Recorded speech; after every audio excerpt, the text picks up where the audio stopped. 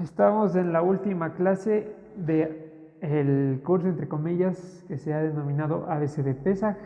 En la anterior clase vimos el trasfondo profético de la muerte del Mesías. Tratamos de conglomerarlo de una manera en que se pueda tener una noción, creo yo, bastante amplia de todo lo que significa. Hoy finalmente vamos a volver a revisar las instrucciones que se dieron a través del apóstol Pablo sobre comer indignamente la cena del Señor. Para ello vamos a empezar abriendo el Evangelio de Juan, el capítulo 6, versículo 52. Entonces los judíos contendían entre sí diciendo, ¿cómo puede éste darnos a comer su carne? ¿Se acuerdan que Yeshua en la cena con sus discípulos dice, este es mi cuerpo y este es mi sangre, coman y beban? Los judíos hacen una pregunta adecuada porque lo estaban llevando al nivel textual. ¿Nos está acaso llevando al canibalismo? Es lo que estaban preguntando aquí los judíos en el versículo 52. ¿Cómo puede darnos a comer de su carne? Y esto ya nos da unas breves pautas a entender. Uno, no se trata de una merienda, la cena de Pesaj. No hay que enfocarse en alimento. Tampoco los simbolismos que va mencionando hay que pensarlos literalmente, porque si no acabamos aquí como los judíos. Tampoco es una noche para lucir bonito. ¿Sí? Se debe hacer, pero el enfoque no es verme bonito, ¿ya? Ese no es el enfoque. ¿Cuál es el enfoque? Vamos a ir a 1 Corintios, capítulo 11, versículos 18 al 19. En estos versículos Pablo hace una amonestación sobre algunos problemas que ha habido siempre en la comunidad y que hoy en día siguen hablando. ¿De Corintios 11? 11:17, vamos a ir desde el 11:17. Tiene como título Abusos en la cena del Señor. Ya habíamos entendido cuál es la cena del Señor, que no es nada nuevo, no es nada que se inventó nuestro Señor, sino la cena de Pesaj. Dijo antes, la hacían recordando cuando salieron de Egipto, ahora van a recordarme a mí, y por eso se llama la cena del Señor. Ya está hablando de Pesaj, no lo que se hace con la galletita Ritz, el vasito de gelatina o lo que sea. Ya está hablando aquí. Versículo 17. Pero al anunciarles esto que sigue, no les alabo, porque no se congregan para lo mejor, sino para lo peor. Pues en primer lugar, cuando se reúnen, voy a leer en la versión Dios habla hoy, pues en primer lugar se me ha dicho que cuando se reúnen como comunidad hay divisiones entre ustedes, y en parte lo creo. No cabe duda de que tienen que dividirse en partidos para que se sepa quiénes son los verdaderos cristianos. Punto hasta ahí. El apóstol Pablo ya notifica un problema que tenemos hoy y que ha habido todo el tiempo de la formación de la congregación. Disputas entre los hermanos, divisiones. ¿Esto por qué? ¿Por qué creen que hay divisiones? Por intereses personales. Intereses personales, unos sí. Algunos ven la oportunidad de lucrar con el evangelio y puede que eso cause divisiones. ¿Otro más? Ya, seguidores de personas, de eso le decía el apóstol Pablo, no somos de Apolos, no somos de nadie, somos del Señor. Bueno, otro motivo, el muy claro, es los temas doctrinales. Por ejemplo, el tema del Shabbat. Unos dicen que es del domingo, otros que es del sábado, y eso ya genera división, ya, cosas por el estilo. ¿Cuándo las divisiones son adecuadas dentro de la iglesia? ¿O cuándo pueden ser justificadas? O sea, sí, exactamente. Una división en la congregación se puede justificar porque hay algún desobedecimiento de algún mandato del Señor. No por opiniones, porque eso decía el apóstol Pablo a sus discípulos, no me acuerdo si Timoteo, no discuta sobre opiniones. Eso hay que estar claros. Mucha gente empieza a discutir por lo que cada uno cree. Y como hemos dicho en algunas ocasiones, ¿por qué mi opinión tiene que valer más que la de Vicky? O que cualquiera de ustedes. ¿Por qué? Nada. Ni siquiera los años son un argumento necesario cuando se habla de la palabra del Señor. Entonces no sobre opiniones, pero sí sobre verdades. Por ejemplo, el Shabbat, como ya dijimos. ¿Ya?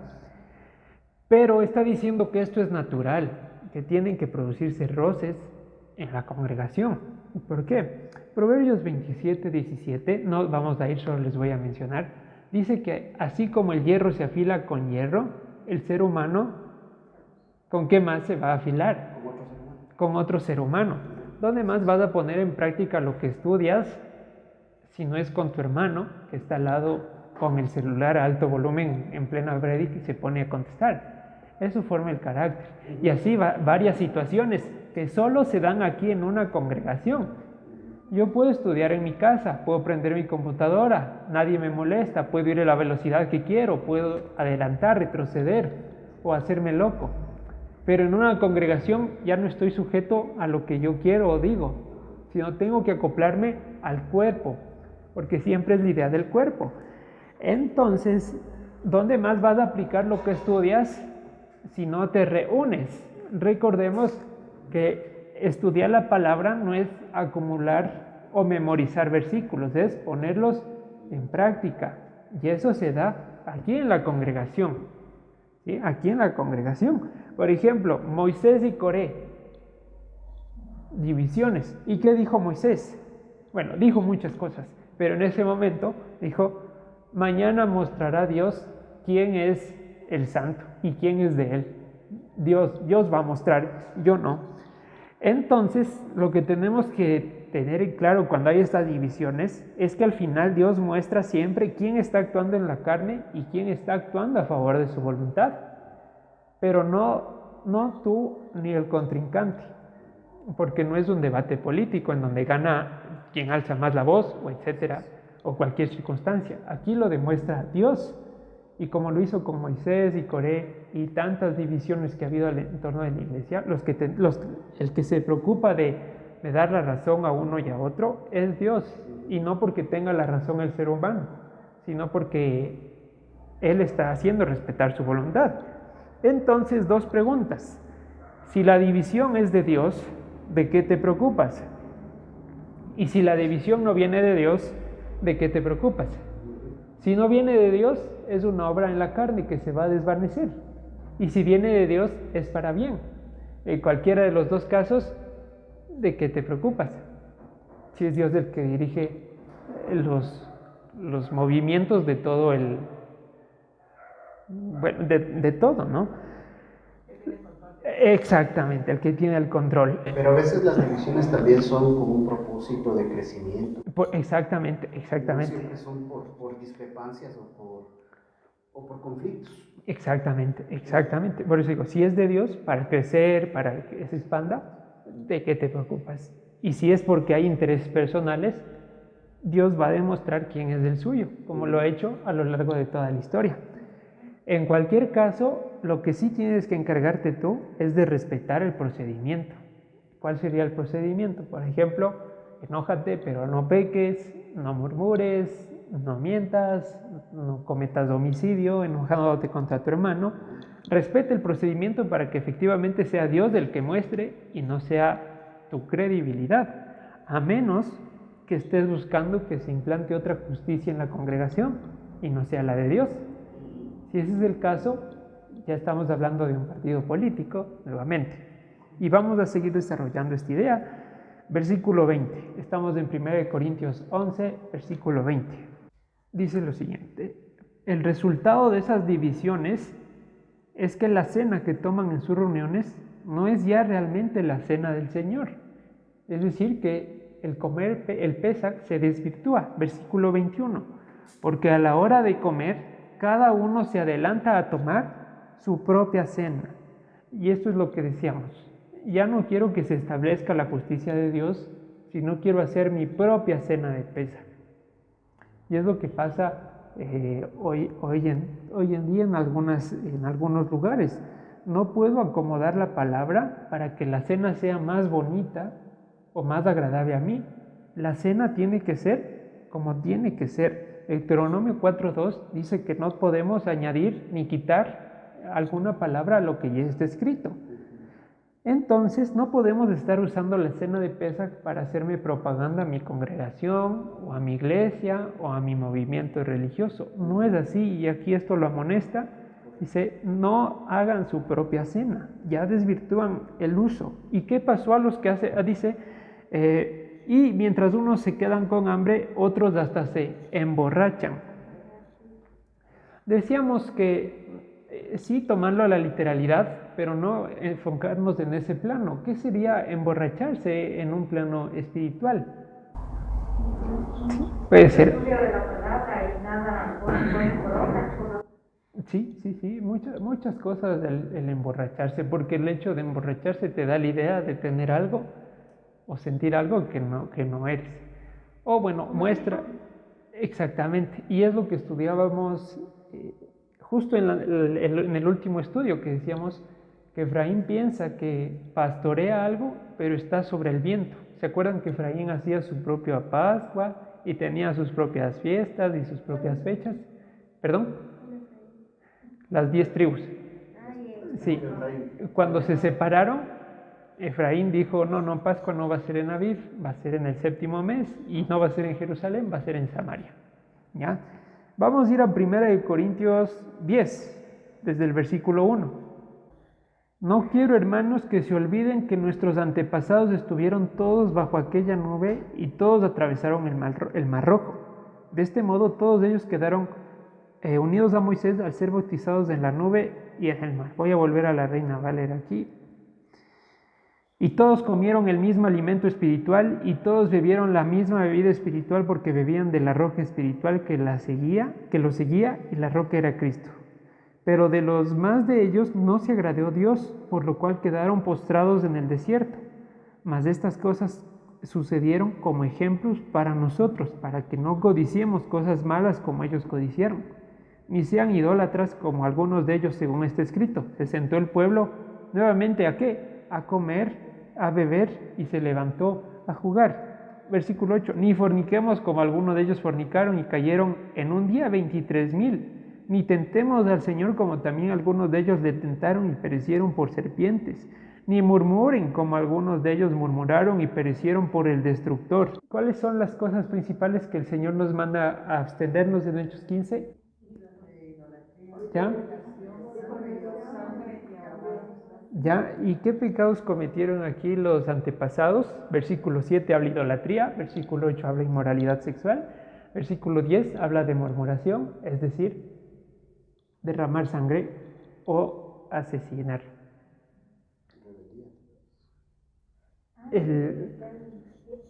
A través de estos pecados principales de los cuales se manda en Hechos 15 a abstenerse, que es el nivel básico para todo creyente, vemos que el pueblo que salió de Egipto no cumplía en absoluto. ¿Ya?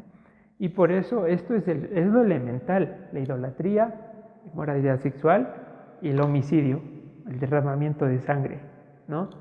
Eso hay que tenerlo muy en cuenta para empezar, para el que recién llega, al menos esas 3 cosas. Lo demás irá añadiendo Dios.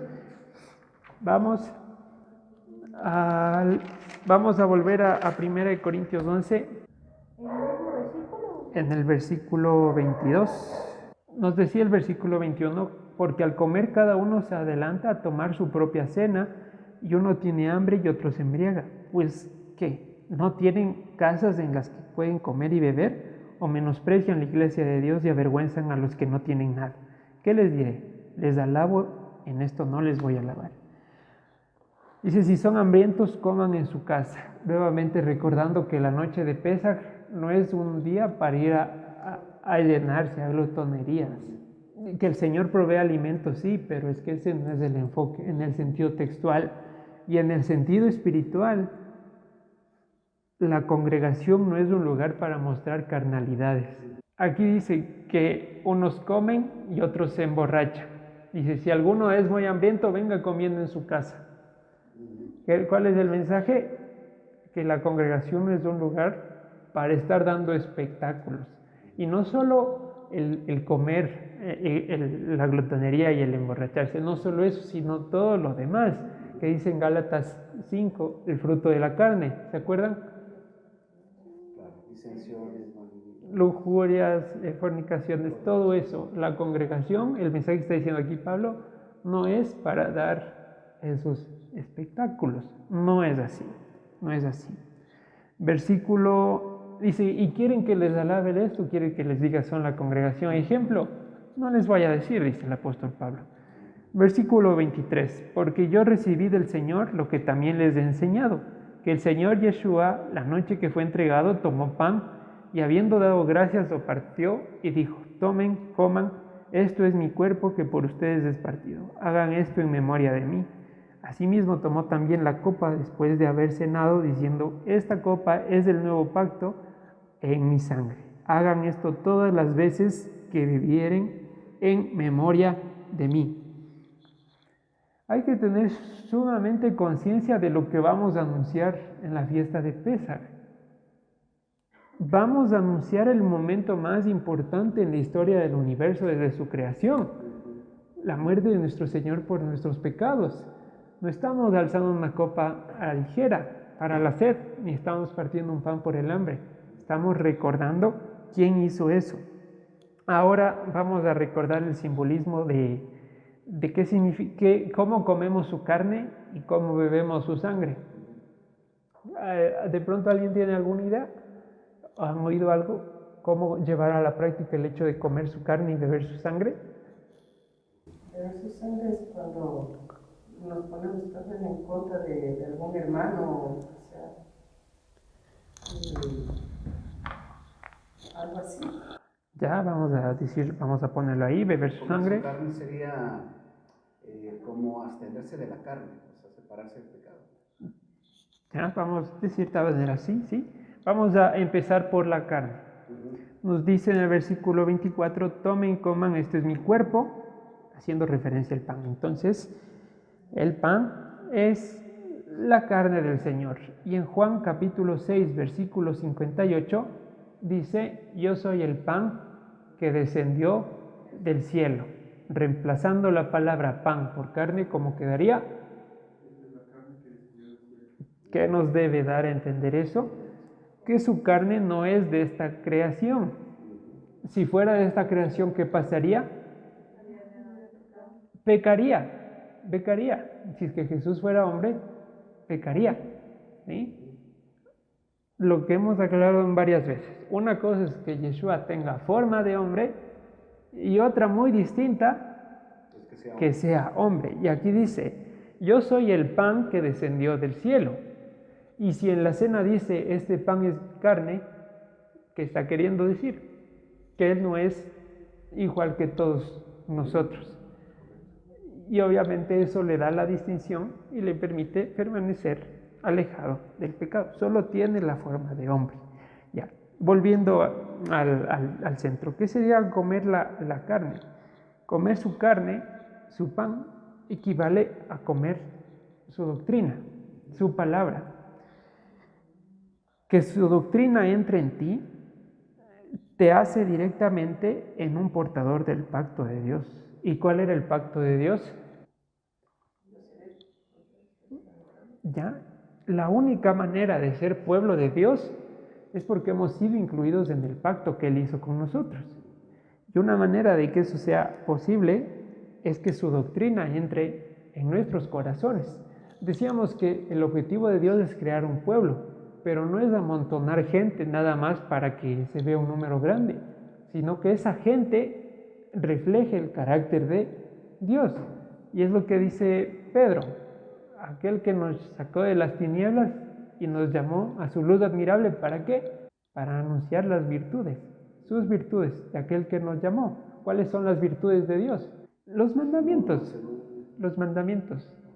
porque los lineamientos que Él da es un reflejo de cómo Él vive. Si Él escribe la Torah, lo mínimo que se espera es que Él esté cumpliendo eso, obviamente, ¿ya? Entonces decíamos que su doctrina entre en mí, porque nos dice coman mi carne, que su carne es su doctrina, significa que su palabra entra en nuestros corazones para que empecemos a ser reflejo de Él, ¿ya? ¿Cuál es la figura que Él hace mediante el pan? Que así como el pan ingresa en mi organismo, así entra Dios en mi vida. ¿Ya? pero nos comemos el pan completo de un mordisco. Lo partió, porque Dios lo hace digerible para nosotros.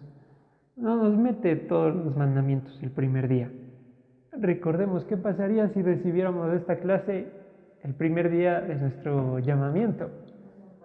Algo muy importante que escuché es que no es necesario que todos aquí se memoricen todo lo que yo digo, porque dice Isaías que la palabra es como la lluvia que cae sobre la tierra. Dice, no regresará a mí vacía, sino que hará lo que yo quiero. Cuando la lluvia cae en la tierra, un poco se absorbe y el otro se evapora, ¿no es cierto? Así pasa con la palabra. Cae en nosotros lo que necesitamos hoy, el resto se evapora. O sea, vuelve a la fuente, ¿no?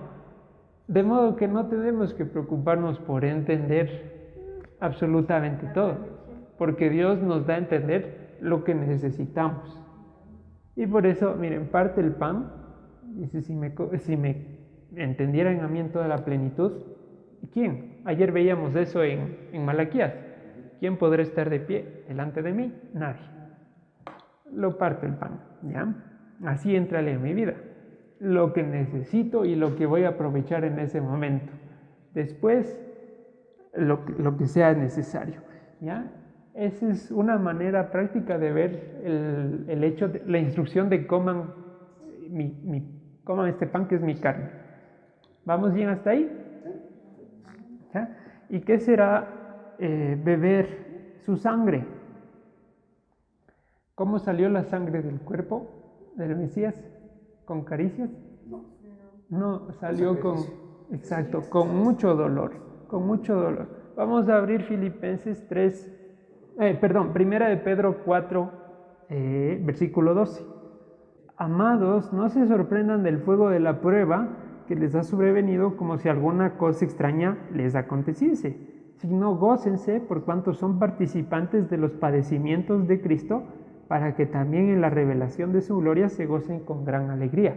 Entonces, beber la sangre es estar dispuesto a vivir lo que mi maestro vivió en la cruz. Es el precio de servirle a Él, ser rechazado por el mundo y en algún punto en el tiempo, nuestra muerte. Eso es beber su sangre. ¿Lo vemos? Beber la sangre es estar dispuesto que así como mi Mesías sufrió hasta la muerte y muerte de cruz y se mantuvo obediente, yo también estoy dispuesto a correr con esa muerte. ¿Pero sufrir por nuestros problemas, por nuestras cosas, o sufrir qué tipo de sufrimiento? Aquí dice, amados, no se sorprendan del fuego de la prueba, como que si les pasara algo extraño. Y Pedro dice después, si alguno sufre por ladrón o homicida, calladito. Pero si alguno sufre por ser cristiano, alégrese porque el Santo Espíritu de Dios reposa sobre él. Pero igual me queda la misma duda que Paul, porque por ejemplo, una cosa es sufrir, digamos, en mi casa el Señor me ha permitido entender y en mi casa se burlan, o en mi contexto se burlan o nos desprecian, o yo qué sé. Eso, pues obviamente, creo que sería tomado así como que padecer por nuestro Señor, por su Señor. Pero digamos, otro contexto muy diferente que también se lo ha denominado como que prueba es tal vez estar enfermo con alguna enfermedad, no sé, bastante difícil. Y no estoy sufriendo por mi Señor porque al final este cuerpo está destinado a padecer. Entonces ahí, ¿cómo?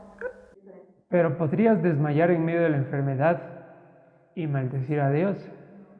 Podría ser, porque hay gente que reprocha de su condición.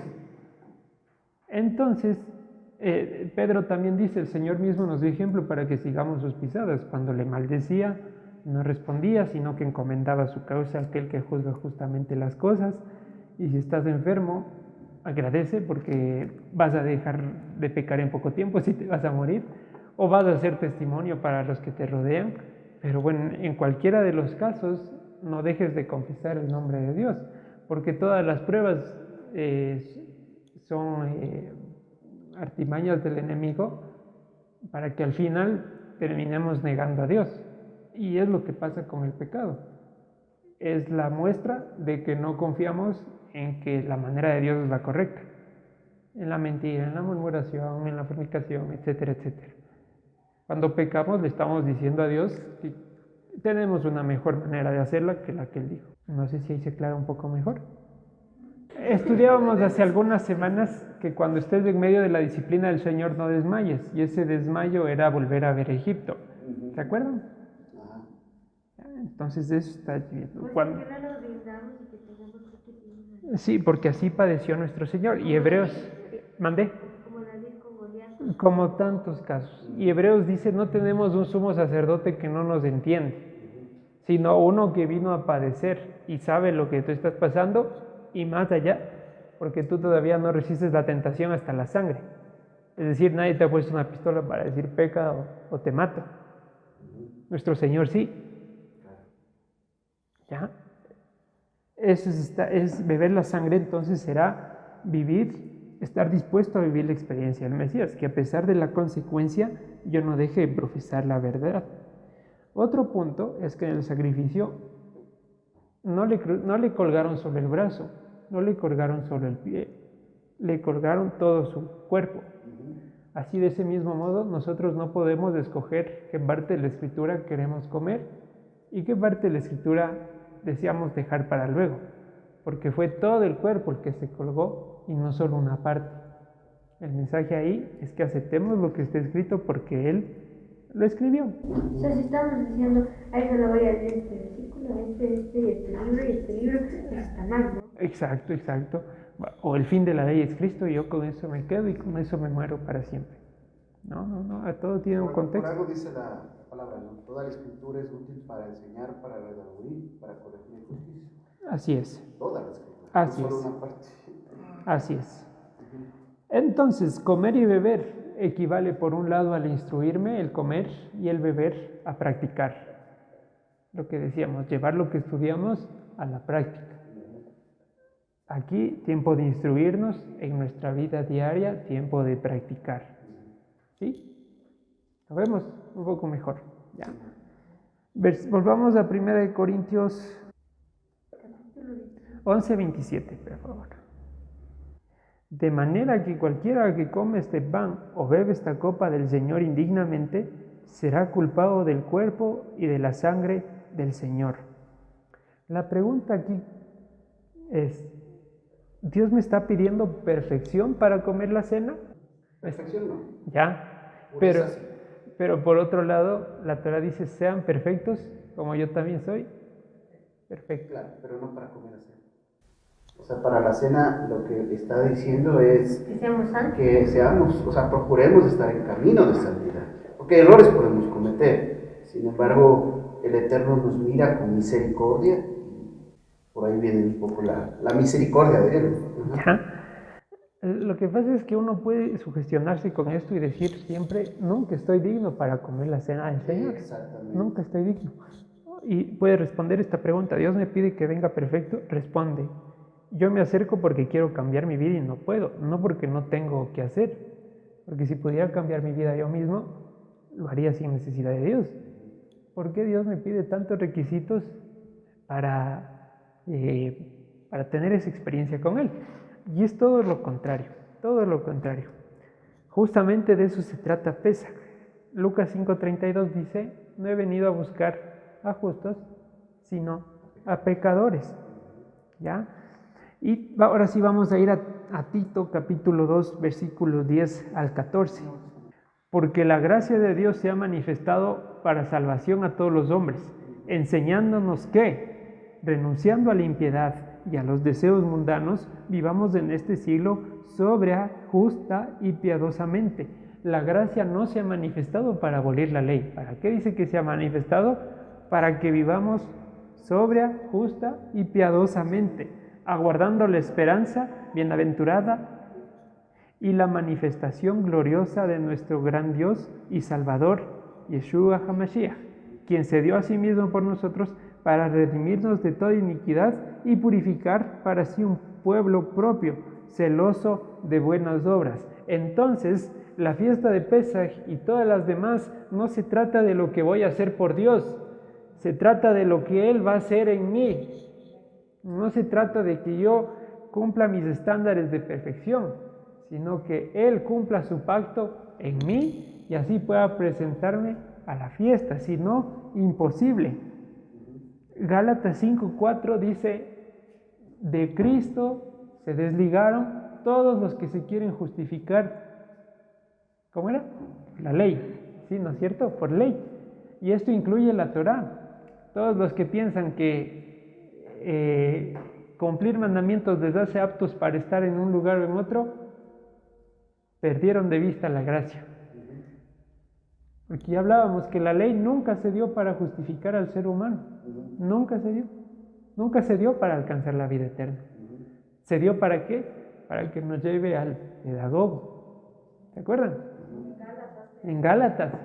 La ley se dio para que entendamos quién es el que nos va a justificar, no para que pensemos que la ley es la que nos justifica. ¿Ya? Exacto.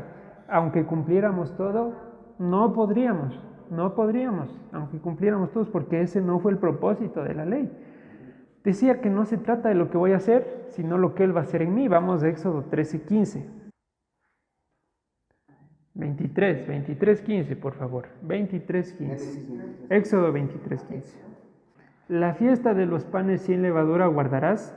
7 días comerás los panes sin levadura, como yo te mandé en el tiempo del mes de Aviv, porque en él saliste de Egipto, y ninguno se presentará de mí con las manos vacías. Pregunta, ¿qué le vas a dar a Dios? Como para que no vayas con las manos vacías. Un corazón dispuesto. Pero eso, ¿quién lo da? Entonces, ¿qué le vas a dar tú? Para no llegar con las manos vacías. Isaías 40 dice, ni el Líbano bastará para el fuego de sus sacrificios, ni todos los animales para hacerle sacrificio digno. ¿Qué le vas a dar tú? Para que diga, ninguno se presentará con las manos vacías. Bueno, que está ahí mal traducido, porque esto induce a que sea por obras y no por gracia.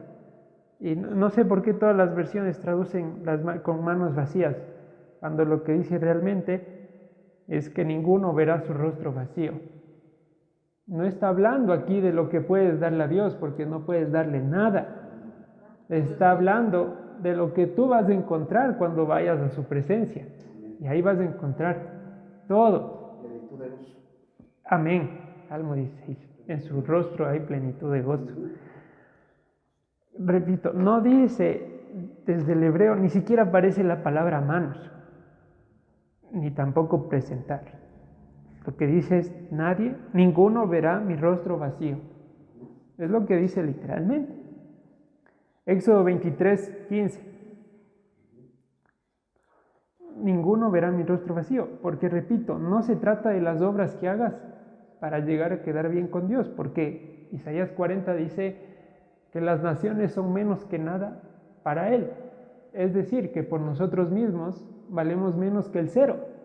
Y eso que el cero no vale nada. ¿Cómo vamos a querer darle algo de nosotros mismos? No podemos. Las fiestas del Señor no son para que le des algo a Él, sino para que tú recibas de Él todo. En este caso, con Pascua, ¿qué recibimos? La salvación. Impresionante. Entonces, si me pongo yo mismo estándares, nunca los voy a cumplir, porque tú no determinas cuándo estás apto para Dios, pero Dios sí. Y respecto a eso, los apóstoles dijeron que en nombre de Él se nos anuncia el perdón de los pecados, y ya con eso es llave para entrar a todo lado. Y vamos a ir a 1 Corintios 4:7. ¿Qué decíamos que era la santidad?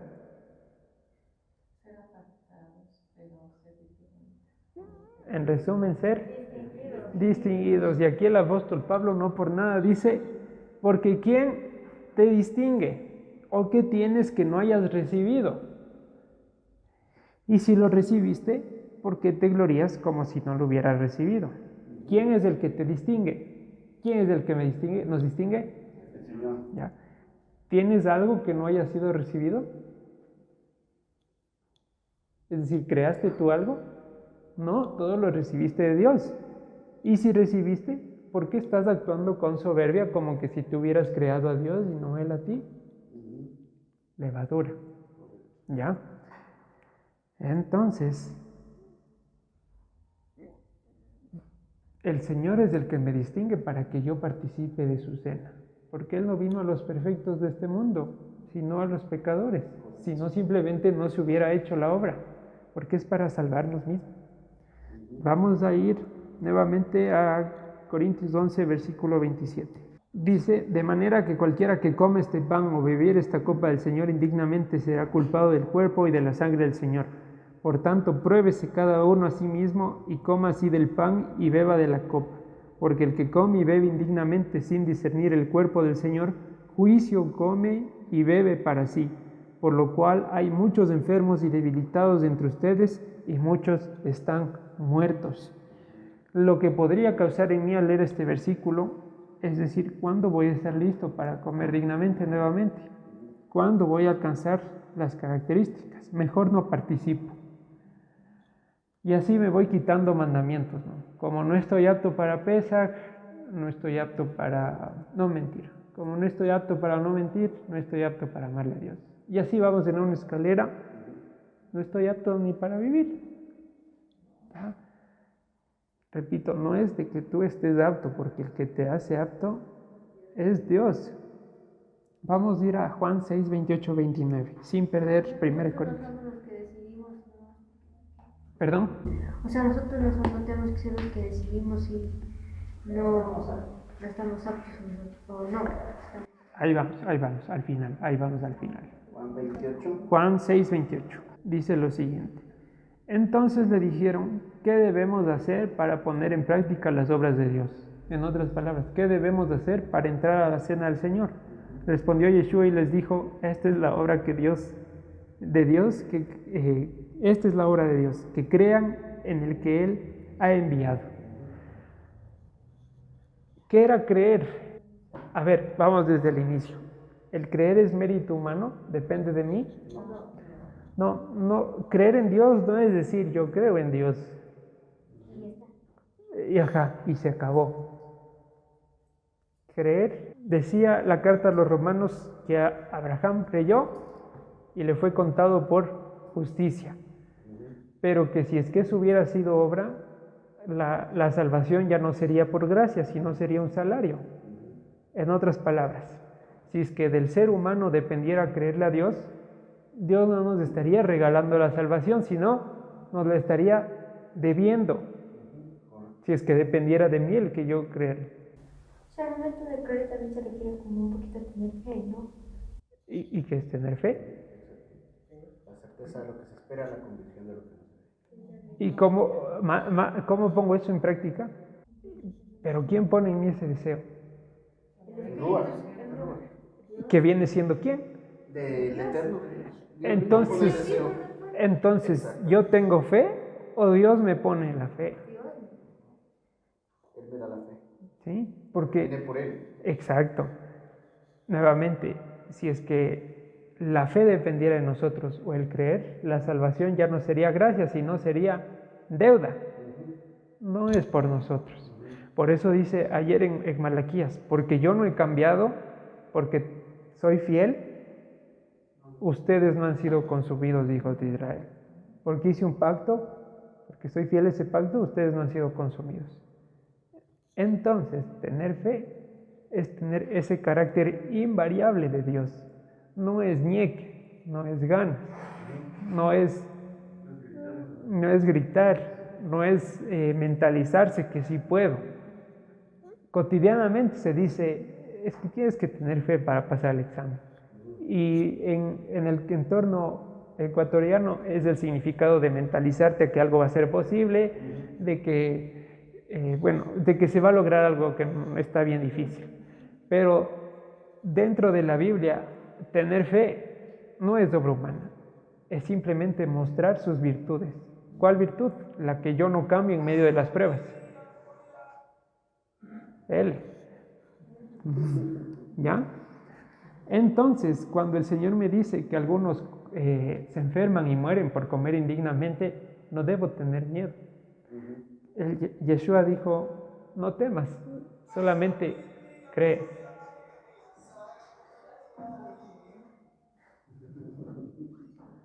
¿Ya? Pero repito, el creer no es solamente decir creo en Dios y ya. El creer es demostrar su carácter en mi vida. Es tener la fe, la fidelidad. ¿Ya? No sé si queda medio claro ahí. Es súper diferente a lo que creímos. Claro, claro. A ver, decimos que fe es fidelidad, ¿no es cierto? Y se decía que es fidelidad a los mandamientos. Pero ¿de quién es la fidelidad? Si nosotros fuéramos infieles, Él permanece fiel, porque Él no puede negarse a sí mismo. Él es la fuente de la fidelidad, no nosotros. Exacto, Él es la fidelidad. Y el creer es el tener el carácter, ¿no? Es Ser como Él, sí. Por eso le fue contado a Abraham como justicia. No porque hizo buenas obras, sino porque se comportó como Dios. Y eso le fue contado por justicia. No que Abraham le creyó y hay que ser como Abraham. ¿Cómo? ¿Pecador? Ya somos. Abraham fue diferente porque Dios obró en él. Y así todos los próceres en la Biblia y nosotros también. ¿Ya? Entonces, y esa parte que dice que no tenemos que tener miedo, pero dice que algunos no mueren o de comer. eso es. Vamos a leer lo que dice a continuación, 1 Corintios. Estamos en el versículo 30. Dice 1 Corintios 11:30. Por lo cual hay muchos enfermos y debilitados entre ustedes y muchos que duermen. Versículo 31. Si pues nos examinásemos a nosotros mismos, no seríamos juzgados. Pero ¿qué dice el Salmo 19? ¿Quién va a entender sus propios errores? No, nadie. Ese dice, líbrame de los que me son ocultos. Porque nadie puede entender sus propios errores. Si pudiéramos, repito, no necesitaríamos a Dios. ¿Ya? Mas siendo juzgados somos castigados por el Señor para que no seamos condenados con el mundo. Así que, hermanos míos, cuando se reúnan a comer, espérense unos a otros. No seamos condenados con el mundo, porque dice el profeta Jeremías que no temamos, que la destrucción del mundo no va a llegar a nosotros, pero de ninguna manera nos va a dejar sin corrección. Que vamos a aprender a ser hijos obedientes, fieles a su palabra como Él es fiel. Como cuando Él fue fiel a su palabra cuando vino aquí a la tierra. Como que si nos portamos mal nos corrige. Exacto, pero no para perdición, sino porque nos ama. La visita iba a decir algo. Algo comentaba con mi esposo ahora, de que, o sea, hablaba sobre Judas, ¿no? De que por qué él entregó, o sea, no de por qué él entregó, porque eso, o sea, obvio, estaba ya fortalezado, pero por qué fue él. ¿No? Porque, o sea, no sé si le expliqué bien yo a él lo que le dije, digo, porque Dios a todos nos llama y no todos estamos dispuestos a escuchar, ¿no? O sea, Dios sí te dice ven, pero de ahí, o sea, si no era Judas, hubiera sido cualquier otro que de igual manera no iba a obedecer, o sea, porque habemos tantos en el mundo que siempre Dios nos llama, nos dice, nos habla.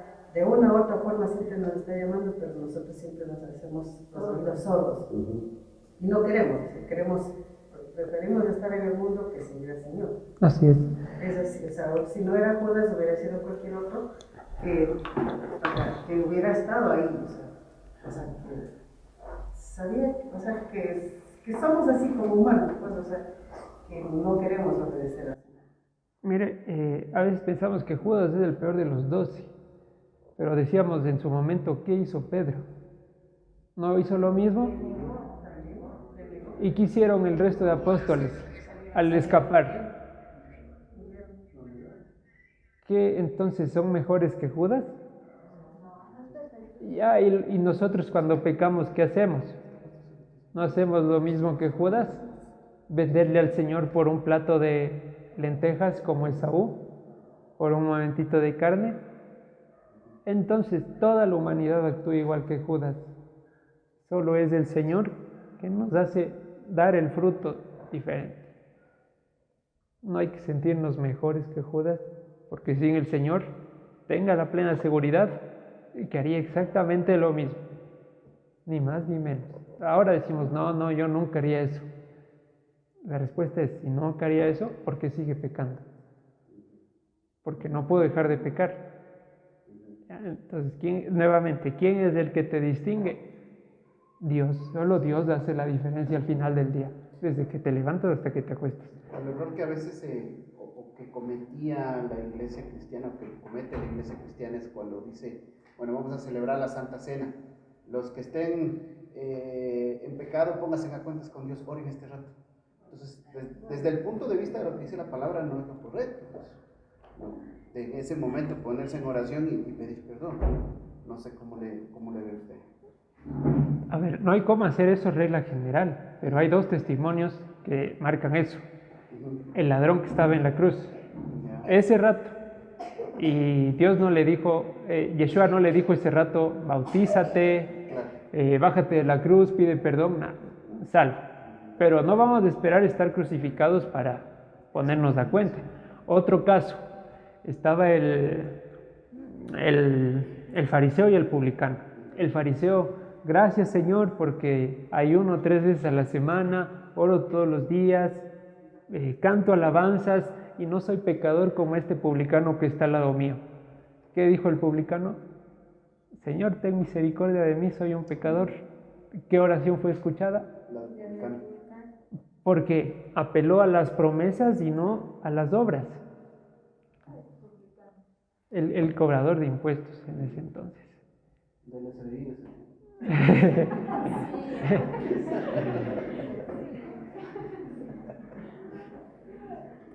A fin de cuentas, es la promesa de Dios la que nos salva todo el tiempo. Eso es lo que nos salva todo el tiempo, no las obras, nunca las obras. Las obras las hacemos no para salvación, sino porque así tenemos que vivir y se acabó. Pero no, justamente eso vamos. Ya, entonces se me va el miedo de comer la cena del Señor. Cada uno tiene que examinarse, ponerse a cuentas con el Señor de acuerdo a la medida que le fue dado. Absolutamente, eso digo, cada uno según la medida que le fue dado. Por ejemplo, ya estudiamos la circuncisión del corazón, la de la carne, no tiene que haber levadura en nuestras casas y en nuestros corazones, hay que respetar los tiempos y no pecando conscientemente. Al que recién llega, que se aparte de las 3 cosas de Hechos 15. Si ya fuiste un año más, te hablaron de la circuncisión, hay que hacer, no está abolido. Sí. Una pregunta.